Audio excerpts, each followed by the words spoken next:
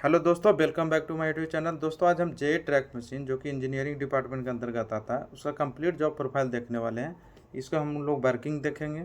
इसका देखेंगे कि फैमिली लाइफ पे क्या इफेक्ट पड़ता है, कितना आउट स्टेशन रहना पड़ता है। सारा डिटेल में लोग इस वीडियो में डिस्कशन करेंगे।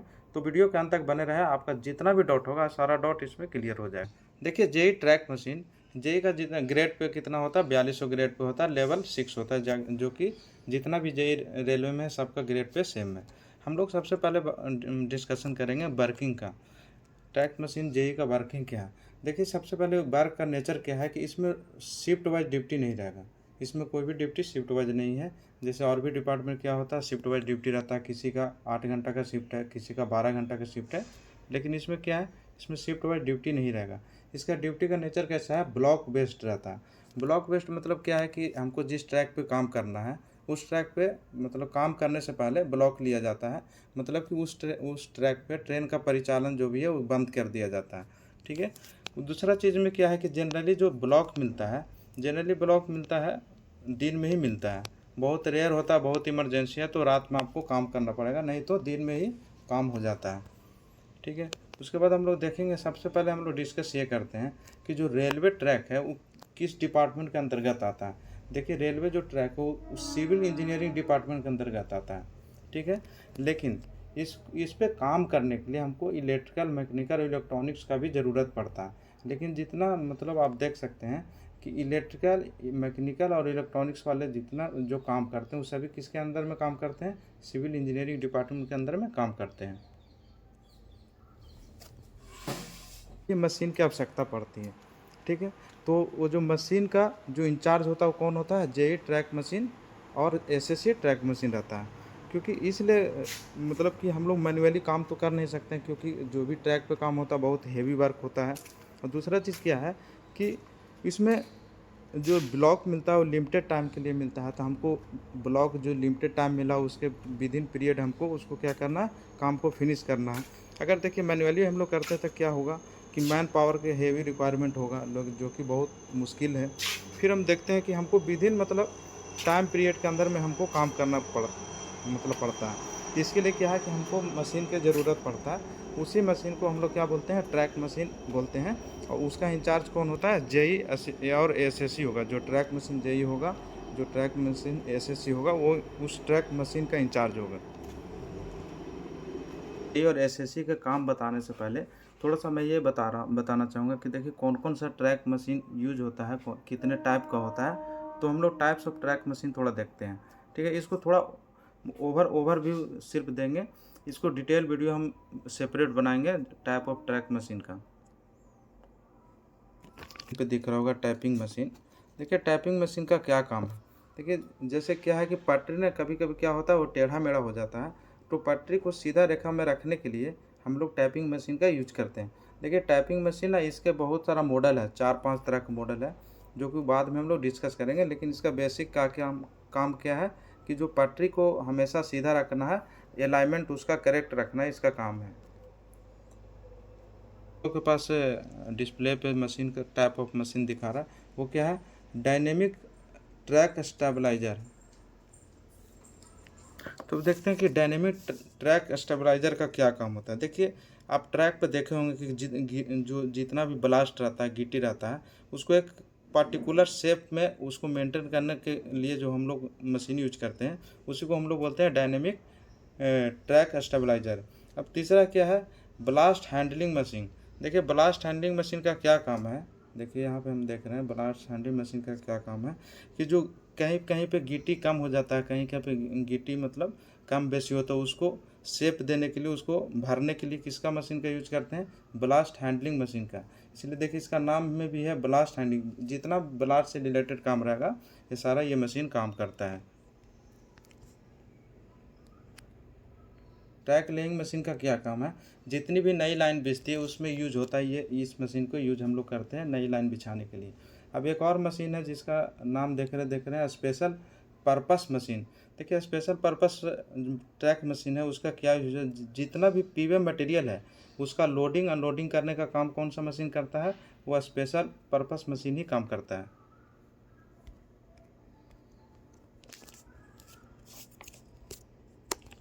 के लिए हम लोग यूज करते हैं मशीन। ट्रैक अप या डाउन हो जाता है उसके लिए हम लोग मशीन यूज करके उसको सही करते हैं। कभी कभी क्या होता है ना, जो पटरी है, जो ट्रैक है, वो क्या होता है, जिगजैग हो जाता है, मतलब टेढ़ा मेढ़ा हो जाता है, उसको भी सीधा करने के लिए हम लोग ट्रैक मशीन का यूज करते हैं।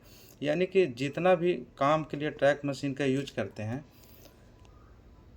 उसका जो इंचार्ज होता है वो कौन होता है, जेई और एसएससी होता है। जितना भी ट्रैक मशीन जो ट्रैक पे काम करता है उसका इंचार्ज कौन होता है, जेई और एसएससी। अब हम लोग देखेंगे कि इंचार्ज का काम क्या है, इंचार्ज कैसे मशीन को हैंडल देख दिखाव रख रखाव कौन करता है, जेई मतलब जेई और एसएससी जो ट्रैक मशीन इंचार्ज है उसी का काम होता है।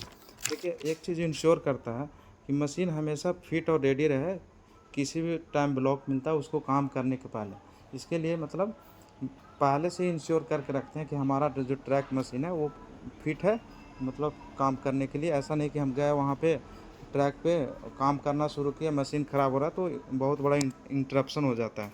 तो इसके लिए पहले से हम इंश्योर करता है जो इंचार्ज होता है एसएससी और जेई कि ट्रैक मशीन जो भी हमारा है वो प्रॉपर वर्क कर रहा है। कि जो ट्रैक मशीन को ऑपरेट करने वाला है, ऑपरेट करने वाला आदमी कौन होगा, इंचार्ज होगा। ट्रैक मशीन का जो भी इंचार्ज होगा वही उसको ऑपरेट करेगा। मतलब जेई और एसएससी ही ट्रैक मशीन को इंचार्ज मतलब जो रहते हैं वही ऑपरेट करते हैं। तीसरा आदमी कोई भी ऑपरेट नहीं करेगा। जब भी ट्रैक पे काम होता रहेगा मशीन कौन चलाएगा, जेई और एसएससी। ठीक है। देखिए, एक और काम है इसका, क्या है कि देखिए जेई और एसएससी को इंश्योर करना है कि जितना भी स्टाफ काम कर रहा है उसका सेफ्टी का भी ख्याल रखना है। जैसे टेक्नीशियंस रहते हैं, ग्रुप डी वाले स्टाफ रहते हैं, साथ में बाहर वाला जो कॉन्ट्रैक्ट वाला स्टाफ मतलब रहता है, सारा का देख रेख सेफ्टी का इंश्योर करना भी इंचार्ज का काम है। ठीक है। उसके बाद देखिए स्टाफ, जितना भी स्टाफ है वहाँ पे, टेक्नीशियन हुआ, ग्रुप डी हुआ, उसका लीव का भी ख्याल कौन रखेगा। लीव किससे लोग लेंगे, एसएससी से और जेई से लेंगे लीव। ठीक है। एसएससी और जेई का लीव का भी कुछ लिमिटेशन है कि इतना पार्टिकुलर दिन तक ही हम दे सकते हैं, नहीं तो अगर उससे ज़्यादा लीव चाहिए तो एप्लीकेशन को फॉरवर्ड कर देंगे आगे ऑफिसर के पास। जैसे देखिए कि cleanness of track machine, track machine का साफ़ सुथरा का भी ख्याल कौन रखता है, इंचार्ज रखता है, जेई और एसएससी। इंचार्ज मतलब जेई और एसएससी, इसके बारे में हम बोलेंगे। तो देखिए, जैसे घर में मेरा कोई गाड़ी है, अपना खुद का गाड़ी है, तो उसका हम लोग साफ़ सुथरा भी हम ही लोग रखते हैं। ऐसे ही ट्रैक मशीन क्या है, एसएससी और जेई का वो मतलब उसी के अंडर में रहता है।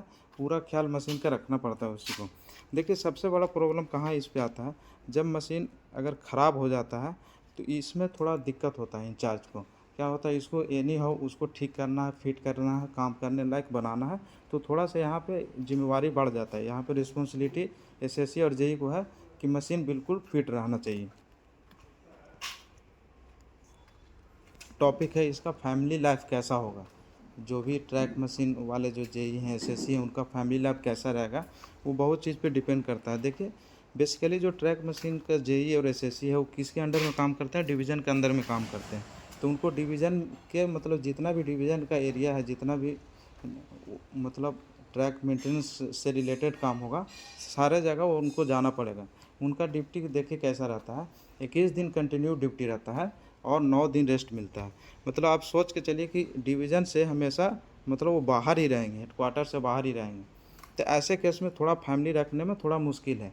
अगर आप हेडक्वार्टर में फैमिली रखे हैं और आप खुद 21 दिन बाहर में हैं, तो इस कंडीशन में थोड़ा सा दिक्कत होता है।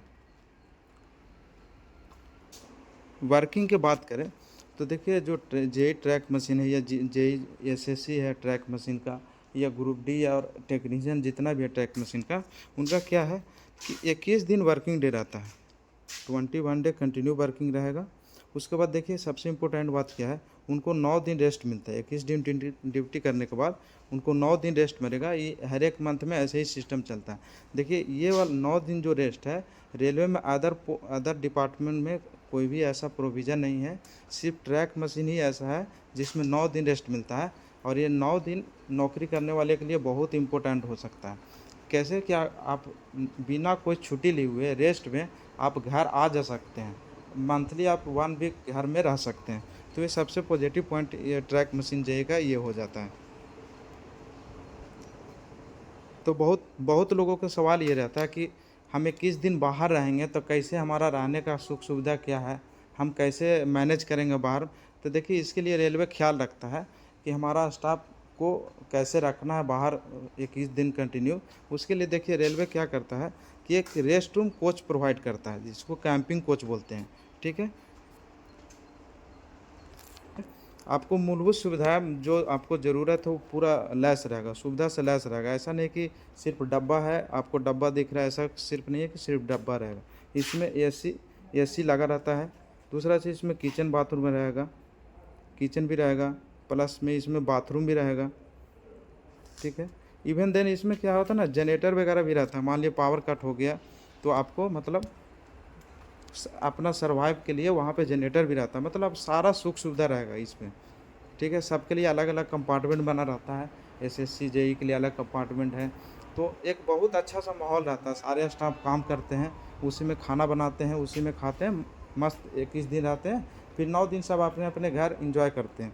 तो ये थोड़ा बेनिफिट है इसमें कि मतलब साथ में एक कोच देता है, उसमें सारा सुविधा रहता है। आपको बाहर मतलब रहने में कोई प्रॉब्लम नहीं है। नहीं तो ऐसा नहीं है कि हमको बाहर रूम अरेंज करना है या ऐसा कुछ नहीं रहता है। आप आराम से आप कोच साथ में लेके चलते हैं, उसमें आराम से आप रेस्ट कर सकते हैं, ड्यूटी करिए, रेस्ट करिए, खाना बनाइए, खाइए, रहिए। ये सुविधा है इसमें। देखिए हम यहाँ पे मेंशन करके रखे हैं कि रेलवे क्या क्या प्रोवाइड करता है कैंपिंग कोच में। देखिए फुल्ली एसी रहेगा, फैन कूलर सारा रहेगा। दूसरा चीज़ देखिए किचन का सुविधा रहेगा, बाथरूम रहेगा, उसमें सेपरेट कंपार्टमेंट रहेगा जिसमें एसी लगा रहेगा, उसमें जनरेटर वगैरह भी रहता है, जो कि मतलब जो बेसिक सुविधा है जिसको आपको रिक्वायरमेंट होता है सर्वाइव करने के लिए, वो सारा चीज़ रहेगा। दिल्ली का क्या है, देखिए और भी डिपार्टमेंट का जितना भी जेई है और इसका जेई का सैलरी तो बेसिक जो सैलरी मिलता है वो तो मिलेगा ही, लेकिन इसमें जो स्पेशल क्राइटेरिया क्या है कि इसमें आप 21 दिन ओडी आप रहते हैं, 21 दिन ऑन ड्यूटी रहते हैं, ओवर डिस्टेंस इसमें मिलता है उसके बदले में। तो देखिए अभी क्या है कि 21 दिन का हर एक दिन का 1000 मिलता है। जैसे एसएससी का और जेई का कितना मिलेगा, हर एक दिन का 1000 मिलेगा। वही टेक्नीशियन और जो ग्रुप डी स्टाफ है उनको मिलता है 650 रुपया मिलता है। टेक्नीशियन और ग्रुप डी को कितना मिलता है, 650 रुपया मिलता है पर डे। तो देखिए ये बेनिफिट हो जाता है, मतलब ये समझिए कि बोनस है। क्या है कि आपको जितना सैलरी तो देखिए 60-65 हज़ार जो कि नॉर्मल जेई का जो भी मिलता है रेलवे में वो तो मिलेगा ही, प्लस आपको देखिए हर एक मंथ आपको 21,000 सैलरी एक्स्ट्रा मिलता है, समझे। जो कि अदर जेई डिपार्टमेंट है उतना मतलब ये अलग से अलाउंसेस नहीं मिलता है। सिर्फ ट्रैक मशीन जेई है उसको ये अलाउंसेस मिलता है। ये ट्रैक मशीन एसएससी और टेक्नीशियन ग्रुप डी जो भी काम करते हैं ट्रैक मशीन में, उनको ये जो एवरी डे ओडी मिलता है। क्योंकि ओडी कब मिलता है, ओडी 8 किलोमीटर से अगर आप दूर जाकर काम करते हैं हेडक्वार्टर से, तो आपको ओडी के लिए, आप फुल ओडी के लिए आप मतलब एलिजिबल है। तो देखिए जनरली बाहर ही काम करता है, हेडक्वार्टर से बाहर ही काम करता है ट्रैक मशीन। तो मतलब ये 21 दिन 21,000 रुपया एक्स्ट्रा जेई को मिलता है। ये बहुत मतलब बेनिफिट होता है इससे। ट्रैक मशीन जेई का प्रमोशन के बारे में बात करते हैं, किसमें प्रमोशन कैसे होता है। देखिए मिनिमम आप जेई ट्रैक मशीन है, आप 2 साल का जॉब कंप्लीट कर चुके हैं, तो देखिए आप एसएससी ट्रैक मशीन बनने के लिए एलिजिबल हो गया। मिनिमम सैलरी कितना चाहिए, 2 साल आप सर्विस कंप्लीट कर लेते हैं, उसके बाद एसएससी ट्रैक मशीन बनने के लिए आप मतलब एलिजिबल हो गए।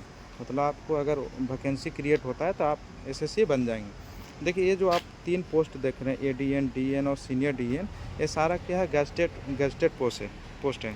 तो इस अगर एडीएन किसी को बनना है, किसी भी एसएससी को और जेई को, ये डिपार्टमेंटल एग्ज़ाम देखिए एडीएन बन सकते हैं। ठीक है, उसके लिए बीच बीच में वैकेंसी डिपार्टमेंटल वैकेंसी आते रहता है।